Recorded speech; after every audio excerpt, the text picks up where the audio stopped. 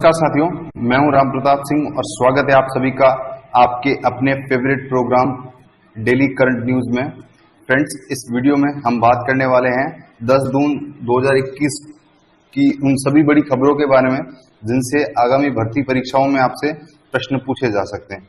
तो अगर आप अभी तक इस चैनल पर नए हैं तो कृपया इसे सब्सक्राइब कर लें और बेल आइकन को प्रेस कर लीजिए ताकि कोई भी नई अपडेट इस चैनल की तरफ से आप कभी भी मिस ना करें। तो चलिए बिना समय गवाए वीडियो को शुरू करते हैं। प्रश्न संख्या 1 आपकी स्क्रीन पर ये रहा। प्रश्न संख्या 1 है, हाल ही में किस देश ने एक वैश्विक पहल इनोवेशन क्लीन टेक एक्सचेंज पर है वो लॉन्च किया है। मिशन का नाम है innovation clean tech exchange. Innovation clean tech exchange, इस मिशन की बात की गई है। तो ये जो मिशन है वो भारत के द्वारा है वो संचालित किया जा रहा है। ये नाम आपको ध्यान रखना है, यानी वैश्विक पहल पर है वो इनोवेशन क्लीन टेक एक्सचेंज के नाम से जो प्रोग्राम चलाया जा रहा है वो भारत की तरफ से है वो संचालित किया जा रहा है। जान लेते हैं इस खबर के बारे में। इंटरनेशनल क्लीन टेक के बारे में आपको है वो ध्यान रखना है कि भारत ने हाल ही में एक वैश्विक पहल यानी mission innovation clean tech exchange launch किया है, जो कि स्वच्छ ऊर्जा नवाचार में तेजी लाने के लिए सदस्य देशों में एक नेटवर्क तैयार करेगा। भारत के इस मिशन को चिली द्वारा आयोजित innovation to net zero summit 2021 में है वो लॉन्च किया गया है। आपको इस समिट के बारे में भी ध्यान रखना है कि innovating to net zero 2021 summit जो हुआ था सभी देशों के बीच, उसमें है वो भारत ने इंटरनेशनल क्लीन टेक नेटवर्क को है वो संचालित करने की है वो बात की गई। तो इस क्लीन टेक मिशन के द्वारा भारत की ये पहल रहेगी कि किस तरीके से स्वच्छ ऊर्जा एवं नवाचार में है वो तेजी ला सकने में है वो भारत है वो वैश्विक स्तर पर एक है वो नया नेटवर्क है वो तैयार करने में सफल रहने वाला है। प्रश्न संख्या 2 आपकी स्क्रीन के ऊपर, इजराइल कोरोना काल में 15 जून से विश्व का कौन सा देश मास्क फ्री है वो बन जाएगा। तो 15 जून के बाद है वो इजराइल है वो देश यानी पूरे विश्व का पहला ऐसा एक देश बनने वाला है जो पूरी तरीके से है वो मास्क फ्री बनने वाला है। यानी 15 जून के बाद में इजराइल में पूरी तरीके से मास्क फ्री है वो उसके सिटीजन घूम सकते हैं, यानी बिना मास्क के है वो वहां के सिटीजन आराम से रह सकते हैं। किसी भी तरीके की पाबंदियां या पर कोई किसी भी प्रकार का है वो उनपे जुर्माना है वो नहीं वसूला जाएगा। जान लेते हैं इस खबर के बारे में कि Israel becomes mask free country. तो ये जो विश्व का है वो पहला ऐसा राष्ट्र बन गया है जो कि मास्क फ्री राष्ट्र है वो विश्व का पहला बन गया है इजराइल। हाल ही में इजराइल के स्वास्थ्य मंत्री यानी यूली एडल्टन ने यह घोषणा की है कि इजराइल कोरोना काल में 15 जून से विश्व का पहला है वो मास्क फ्री है वो देश बन जाएगा, जबकि हाल ही में इजराइल ने 12 से 15 साल के बच्चों का है वो कोरोना टीकाकरण भी है वो शुरू कर दिया है। तो इजराइल के बारे में ये बात थी। अब आप ध्यान लेते हैं कि और क्या इजराइल के बारे में प्रश्न है वो आपसे पूछे जा सकते हैं। जैसे आपको ध्यान रखना है कि इजराइल के जो अभी राष्ट्रपति हैं उनका नाम है आपका, जो अभी नए चुने गए हैं उनका नाम है इसाक हर्जोग। इसाक हर्जोग जो हैं वो इजराइल के हैं वो नए राष्ट्रपति चुने गए हैं। तथा वर्तमान में जो इजराइल के जो प्राइम मिनिस्टर हैं, ये इजराइल के जो प्राइम मिनिस्टर हैं आप देख पा रहे हैं यहाँ पर इनको, इजराइल के पीएम हैं बेंजामिन नेतन्याहू।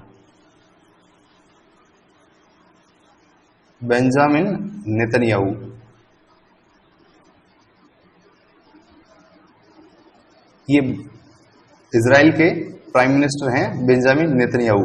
तथा जो अभी वर्तमान में इसाक हर्जोग हैं वो इजराइल के हैं वो राष्ट्रपति नवनिर्वाचित चुने गए। तथा इसके साथ साथ एक और चीज आपको ध्यान रखनी है कि जो इजराइल की जो राजधानी है उसका नाम है आपका जेरूसलम। उसका नाम है आपका जेरूसलम। इजराइल की जो राजधानी है वो आपकी जेरूसलम है। इजराइल के जो राष्ट्रपति अभी चुने गए हैं उनका नाम है इसाक हर्जोग, तथा इजराइल के जो अभी वर्तमान प्रधानमंत्री हैं वो आपके बेंजामिन नेतन्याहू है। बढ़ते हैं अगले प्रश्न की तरफ। प्रश्न संख्या 3, केंद्रीय मंत्रिमंडल ने हाल ही में भारतीय रेल को कितने मेगाहर्ट्ज फ्रीक्वेंसी बैंड में 5 मेगाहर्ट्ज स्पेक्ट्रम के आवंटन को है वो मंजूरी दे दी है। आपके ऑप्शंस हैं 200 मेगाहर्ट्ज, 300 मेगाहर्ट्ज, 500 मेगाहर्ट्ज या फिर ऑप्शन नंबर 4 700 मेगाहर्ट्ज। तो इसका करेक्ट आंसर हो जाएगा ऑप्शन नंबर 4 यानी 700 मेगाहर्ट्ज। 700 मेगाहर्ट्ज जो है वो फ्रीक्वेंसी बैंड के 5 मेगाहर्ट्ज स्पेक्ट्रम को है वो भारतीय रेल को है वो केंद्रीय मंत्रिमंडल यानी कैबिनेट ने है वो सेंट्रल कैबिनेट ने उसको है वो मंजूरी दे दी है।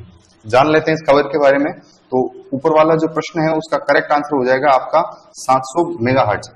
केंद्रीय मंत्रिमंडल ने हाल ही में भारतीय रेल को स्टेशन परिसर एवं रेलगाड़ियों में सार्वजनिक बचाव एवं सुरक्षा सेवाओं के लिए 700 मेगाहर्ट्ज फ्रीक्वेंसी बैंड में 5 मेगाहर्ट्ज स्पेक्ट्रम के आवंटन को है वो मंजूरी दे दी है। इस परियोजना में अनुमानित जो लागत है वो 25,000 करोड़ से भी है वो अधिक का निवेश है। यह योजना है वो अगले 5 वर्ष में है वो पूरी होगी। तो इस को आपको ध्यान रखना है कि भारतीय रेल को है वो हाल ही में 700 मेगाहर्ट्ज की जो फ्रीक्वेंसी बैंड की है वो मंजूरी दी गई है। प्रश्न संख्या 4, भारत के सूक्ष्म, लघु और मध्यम उद्यम कारोबार क्षेत्र के लिए विश्व बैंक ने कितने मिलियन डॉलर के कार्यक्रम को है वो मंजूरी दी गई। तो भारत में जो एमएसएमई सेक्टर है, एमएसएमई जो सेक्टर है यानी medium small and mass exchange जो है उसके लिए विश्व बैंक यानी वर्ल्ड बैंक ने जो है वो 500 मिलियन डॉलर का है वो मदद करने की है वो घोषणा की है। तो उद्यम के क्षेत्र के अंदर विश्व बैंक है वो 500 मिलियन डॉलर है वो भारत को देने वाला है। जान लेते हैं इस खबर के बारे में। The world bank approved 500 million dollar programmes to support the MSME sectors in India. इसका आपको ध्यान रखना है। 500 मिलियन डॉलर इसका करेक्ट आंसर हो जाएगा। भारत के एमएसएमई क्षेत्र को बढ़ावा देने के लिए, भारत के एमएसएमई सेक्टर को बढ़ावा देने के लिए देश को राष्ट्रव्यापी पहल का समर्थन करने के लिए विश्व बैंक ने 500 मिलियन डॉलर के कार्यक्रम को है वो मंजूरी दे दी है। जबकि international bank for reconstruction and development है वो 500 मिलियन अमेरिकन डॉलर की ऋण की परिपक्वता है वो 8.5 वर्ष है वो कर दी है। यानी जो बजट लौटाने की जो बात की है वो 18.5 वर्ष है वो कर दी गई है। आपको सिर्फ इतना ध्यान रखना है कि जो हाल ही में वर्ल्ड बैंक के द्वारा जो इंडिया को एमएसएमई सेक्टर के लिए है वो दी जाने वाली रकम कितनी है, तो 500 मिलियन डॉलर। अब आपको इसमें 2 संस्थाओं के बारे में है वो ध्यान रखना है। पहली है आपकी वर्ल्ड बैंक तथा दूसरा जो नाम आता है आपका IMF। IMF का मतलब होता है इंटरनेशनल मॉनेटरी फंड। इन दोनों संस्थाओं के बारे में आपको ध्यान रखनी बात। वर्ल्ड बैंक का काम होता है वैश्विक स्तर पर किसी राष्ट्र या किसी भी राज्य को अपने विकास कार्य के लिए है वो पैसों की लेन देन में वो मदद करना होता है। ये तो काम होता है वर्ल्ड बैंक का विकास कार्यक्रम के लिए। ठीक है, आपको ध्यान रखना है विकास कार्यक्रम के लिए जो संस्था वैश्विक स्तर पर पैसों की लेन देन में है वो मदद करती है विकास के लिए, तो वो संस्था है आपकी वर्ल्ड बैंक। तथा किसी देश या किसी राष्ट्र जब कोई है वो फाइनेंशियल क्राइसिस यानी कि जो आर्थिक तंगी से है वो घिरा होता है, तब उस समय में जो संस्था उस समय पैसों की लेन देन में जो उस देश की मदद करती है उसको कहा जाता है IMF। IMF का मतलब होता है इंटरनेशनल मॉनेटरी फंड। ठीक है, यानी फाइनेंशियल क्राइसिस में जब भी कोई देश आर्थिक तंगी से गुजर रहा होता है तब IMF जैसी संस्था है वो उस देश को है वो पैसे है वो उधार देती है। तो ये बेसिक डिफरेंस है वर्ल्ड बैंक और IMF में, इतना आपको ध्यान रखना है। और हाल ही में है वो पाकिस्तान कई बार है वो IMF से है वो कर्जा ले चुका है। तो IMF है वो पाकिस्तान को कई बार है वो फाइनेंशियल क्राइसिस के दौरान है वो मदद कर चुका है, तथा वर्ल्ड बैंक जो है वो हमेशा किसी राष्ट्र को उसके डेवलपमेंट के लिए है वो पैसे उधार देता है। उसी तरीके से जैसे भारत को अभी है वो एमएसएमई सेक्टर के लिए है वो $500 मिलियन का जो बजट है वो वर्ल्ड बैंक के द्वारा भारत को एमएसएमई सेक्टर के लिए वो दिया गया है। बढ़ते हैं अगले प्रश्न की तरफ। प्रश्न संख्या 5, जून 2021 से जून 2024 के लिए हाल ही में रणजीत सिंह दिसाले को किस विशिष्ट संस्था का है वो नया शिक्षा सलाहकार है वो यानी एजुकेशन एडवाइजर है वो नियुक्त किया गया है। आपके ऑप्शंस हैं विश्व स्वास्थ्य संगठन यानी WHO, ऑप्शन नंबर 2 विश्व बैंक यानी वर्ल्ड बैंक, नीति आयोग या यूनेस्को। तो इसका करेक्ट आंसर हो जाएगा आपका ऑप्शन नंबर 2 यानी वर्ल्ड बैंक। तो वर्ल्ड बैंक का है वो आपके एजुकेशन एडवाइजर है वो नियुक्त किया गया है 2021 से जून 2024 तक के लिए। किसको? रणजीत सिंह दिसाले। ये नाम आपको ध्यान रखना है, रणजीत सिंह दिसाले को है वो विश्व बैंक का है वो नया शिक्षा सलाहकार है वो नियुक्त किया गया है। जान लेते हैं इस खबर के बारे में, कौन है रणजीत सिंह दिसाले। तो रणजीत सिंह जो दिसाले हैं उनको जून 2021 से जून 2024 के लिए हाल ही में रणजीत सिंह दिसाले को है वो विश्व बैंक के नए शिक्षा सलाहकार के रूप में नियुक्त किया गया है। उन्होंने लड़कियों की शिक्षा और QR कोड आधारित किताबों के अभियान को है वो बढ़ावा देने के लिए उनको ग्लोबल टीचर अवार्ड से भी है वो सम्मानित किया गया है। तो ये आपके रणजीत सिंह दिसाले हैं जिनको वर्ल्ड बैंक ने है वो अपना जून 2021 से जून 2024 के वर्ष के लिए है वो अपना शिक्षा सलाहकार यानी एजुकेशन एडवाइजर है वो नियुक्त किया गया है, तथा 2020 में है वो इनको ग्लोबल गोल्डन टीचर्स अवार्ड से भी है वो इनको सम्मानित किया गया था। ग्लोबल टीचर प्राइज से भी इनको सम्मानित किया गया था। किसको? रणजीत सिंह दिसाले को। तो दो चीज आपको ध्यान रखनी है कि ग्लोबल टीचर प्राइज 2020 किसको दिया गया था? तो रणजीत सिंह दिसाले को, तथा हाल ही में वर्ल्ड बैंक के द्वारा है वो किसको नया है वो शिक्षा सलाहकार नियुक्त किया गया, तो वो भी आपके रणजीत सिंह दिसाले होंगे इसका करेक्ट आंसर। प्रश्न संख्या 6 की बात करते हैं। इनमें से किस हाईकोर्ट ने हाल ही में ऐतिहासिक फैसला सुनाते हुए अब से लीगल की जगह यानी A4 पेपर साइज को है वो यूज करने की है वो घोषणा की है? तो हाल ही में इलाहाबाद हाईकोर्ट ने है वो एक अपना बड़ा फैसला सुनाते हुए ये कहा है कि उन्होंने अंग्रेजों के जमाने से चला आया जो रूल है जिसमें कोर्ट की जितनी भी प्रोसीडिंग्स होती है उनमें लीगल साइज पेपर को है वो यूज किया जाता है, तथा अब से लीगल साइज पेपर की जगह A4 साइज पेपर शीट्स को है वो यूज किया जाएगा। A4 पेपर्स को है वो यूज किया गया जाए। तो इलाहाबाद हाईकोर्ट ने है वो अपना है वो ये फैसला सुनाया है। जान लेते हैं इस खबर के बारे में। ये आप तस्वीरों में देख पा रहे होंगे, इलाहाबाद हाईकोर्ट ने है वो इसका फैसला सुनाया है कि इलाहाबाद हाईकोर्ट ने हाल ही में अंग्रेजों के जमाने से जो कि 155 साल से जो पुराना नियम है उसको बदलते हुए हाल ही में ऐतिहासिक फैसला सुनाते हुए अब से लीगल की जगह A4 साइज पेपर यूज करने की है वो घोषणा की है। इसके लिए हाईकोर्ट ने है वो अपने 155 साल पुराने हाईकोर्ट रूल्स तथा जनरल रूल्स क्रिमिनल में भी है वो संशोधन किया है। तो उस कोर्ट का नाम आपको ध्यान रखना है कि इलाहाबाद हाईकोर्ट जो कि उत्तर प्रदेश का है वो स्टेट हाईकोर्ट है। उस हाईकोर्ट ने है वो अपनी कोर्ट प्रोसीडिंग्स में लीगल पेपर साइज को यूज करने की जगह A4 साइज पेपर यूज को है वो मंजूरी दे दी है। बढ़ते हैं अगले प्रश्न की तरफ। प्रश्न संख्या 7, निम्न में से किस राज्य के मुख्य सचिव रहे अनूप चंद्र पांडे? ये नाम आपको ध्यान रखना है। अनूप चंद्र पांडे है वो देश के नए EC यानी इलेक्शन कमिश्नर है वो चुने गए हैं, या उनको नियुक्त किया गया है। तो उनका संबंध है वो उत्तर प्रदेश से रहा है। अनूप चंद्र पांडे जो हैं वो उत्तर प्रदेश काडर के है वो 1984 बैच के है वो IAS अधिकारी रहे हैं, तथा वह पूर्व में उत्तर प्रदेश सरकार में है वो मुख्य सचिव के पद पर भी है वो कार्य कर चुके हैं। तो अनूप चंद्र पांडे को है वो हाल ही में देश का है वो इलेक्शन कमिश्नर यानी EC है वो नियुक्त किया गया है। देख लेते हैं इस खबर के बारे में।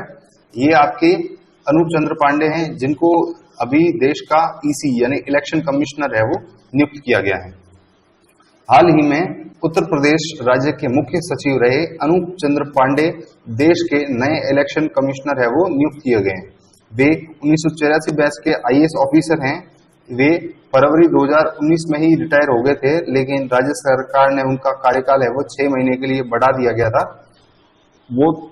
ये अनूप कुमार पांडे जो हैं वो फरवरी 2019 में है 2019 में ही है वो उत्तर प्रदेश सरकार में वो मुख्य सचिव के पद से वो रिटायर होने वाले थे, लेकिन राज्य सरकार ने जो उनका जो कार्यकाल है वो 6 महीने के लिए है वो बढ़ा दिया था। 6 महीने के लिए वो बढ़ा दिया था तथा उसी के बाद है वो अब वो देश के हैं वो इलेक्शन कमिश्नर नए है वो चुने गए। इतनी चीज आपको ध्यान रखनी है। बात कर लेते हैं देश के निर्वाचन आयोग के बारे में।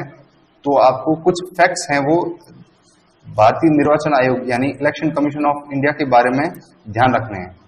मैं आपको बता देता हूं इसके बारे में क्या क्या आपसे प्रश्न पूछे जा सकते हैं। जैसे देखिए, इलेक्शन कमीशन ऑफ इंडिया यानी ईसीआई का जो गठन है वो 25 जनवरी भारतीय निर्वाचन आयोग का जो गठन है वो 25 जनवरी 1950 को है वो किया गया था तथा 25 जनवरी 1950 के दिन जब इलेक्शन कमीशन ऑफ इंडिया यानी भारतीय निर्वाचन आयोग का जब गठन किया गया था तो उसी दिन को है वो नेशनल वोटर्स डे है वो सेलिब्रेट किया जाता है। ठीक है, 2 बातें आपको समझ में आ गई। तीसरी बात आपको ध्यान रखनी है, जो वर्तमान में सीईसी यानी मुख्य चुनाव आयुक्त चीफ इलेक्शन कमिश्नर जो हैं उनका नाम आपको ध्यान रखना है सुशील चंद्र। अभी जो चीफ इलेक्शन कमिश्नर है उनका नाम है आपके सुशील चंद्र तथा ये भारत के 24वें मुख्य चुनाव आयुक्त हैं वो बने हैं। तथा अभी जो अनूप चंद्र पांडे को है वो बनाया गया है वो आपके इलेक्शन कमिश्नर बनने वाले हैं। इसी जो है वो आपके इलेक्शन कमिश्नर बनने वाले हैं अनूप चंद्र पांडे। और अनूप चंद्र पांडे है वो किसको रिप्लेस करने वाले हैं, तो वो आपके राजीव कुमार की है वो जगह लेने वाले हैं। तो राजीव कुमार की जगह कौन लेने वाले हैं, अनूप चंद्र पांडे। अनूप चंद्र पांडे।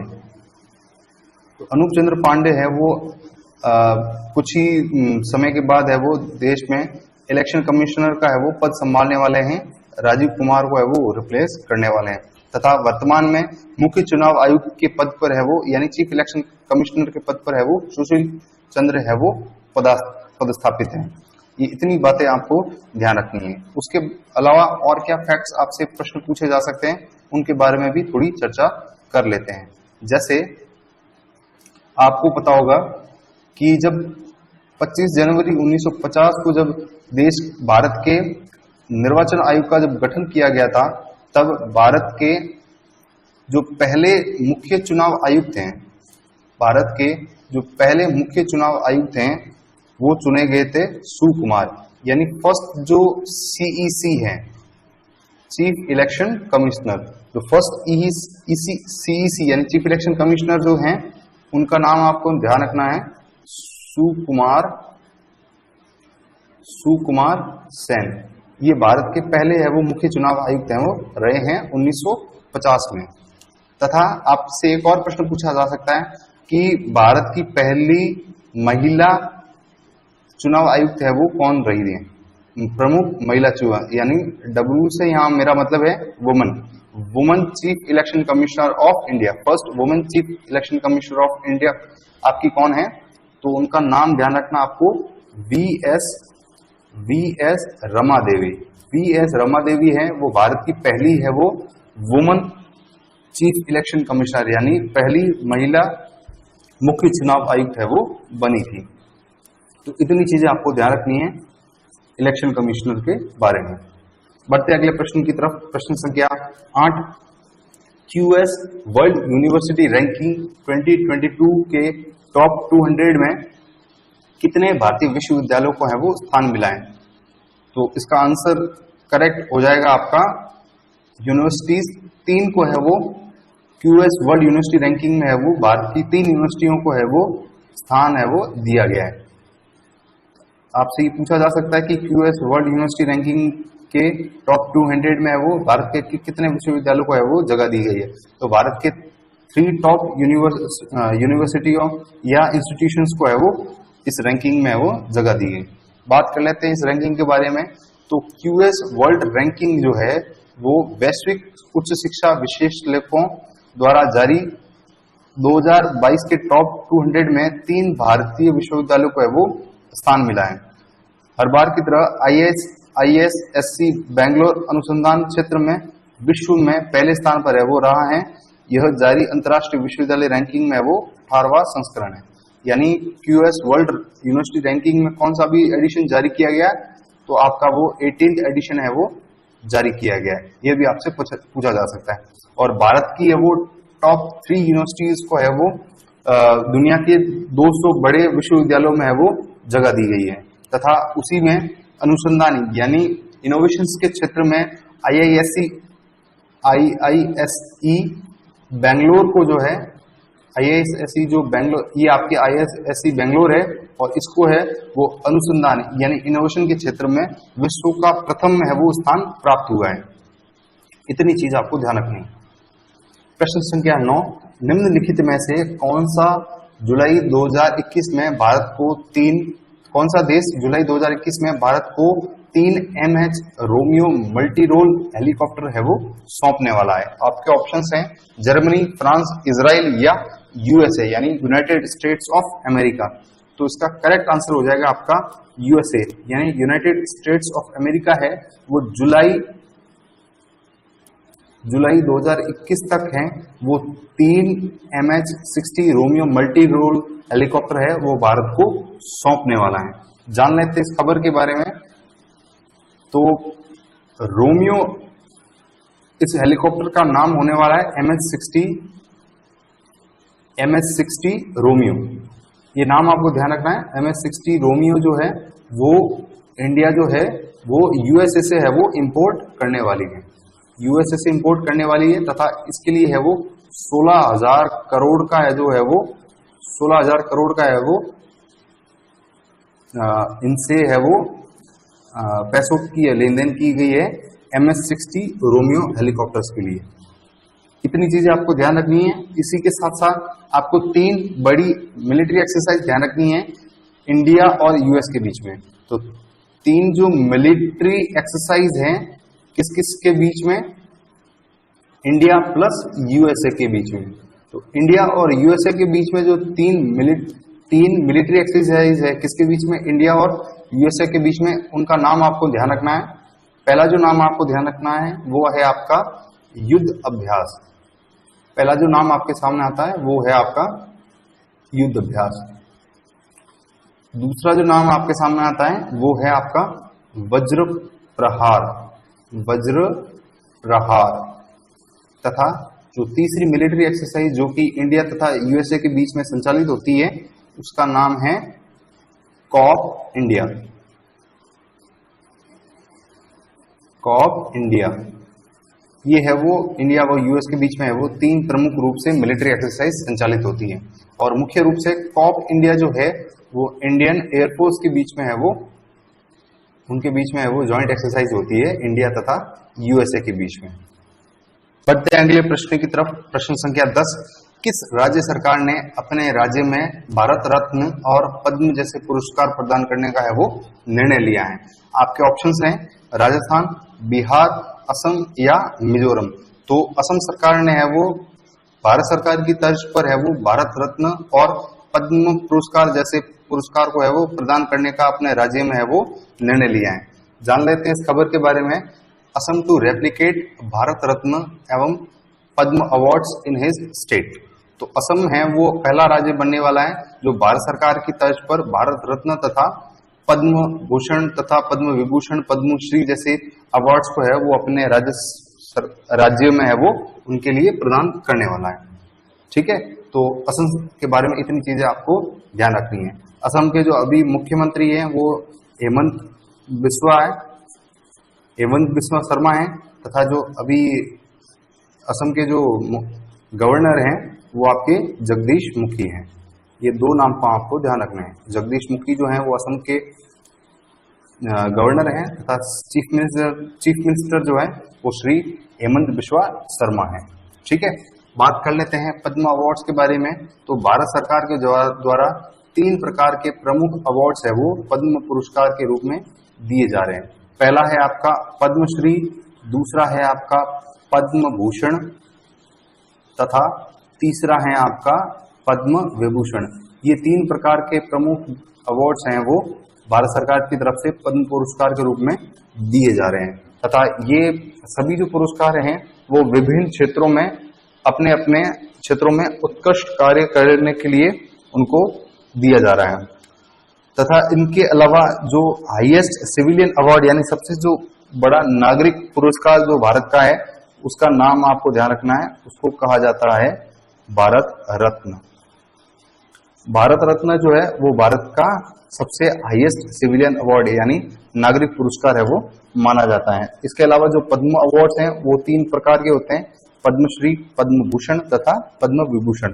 तथा अब जो पहली राज्य सरकार बनने वाली है असम सरकार, उन्होंने ये फैसला किया है कि जिस प्रकार भारत भर में अपने क्षेत्र में उत्कृष्ट कार्य करने वालों को है वो पद्म पुरस्कार तथा भारत रत्न जैसे पुरस्कार से जो नवाजा जाता है, तो उसी तर्ज पर असम सरकार भी है वो असम के नागरिकों को उनके उत्कृष्ट कार्य से खुश होकर उनको है वो पद्म पुरस्कार जैसे जितने भी अवार्ड्स है उनसे उनको नवाजा जाना तय किया गया है।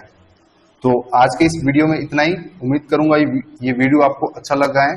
अगर ये वीडियो आपको अच्छा लगा है तो कृपया इसे लाइक कीजिए।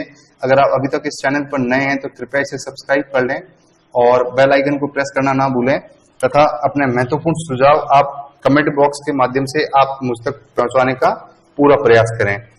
इन्हीं सभी शुभकामनाओं के साथ मुझे दीजिए इजाजत। कल फिर एक नई वीडियो के साथ आपसे मुलाकात होगी। तब तक के लिए जय हिंद।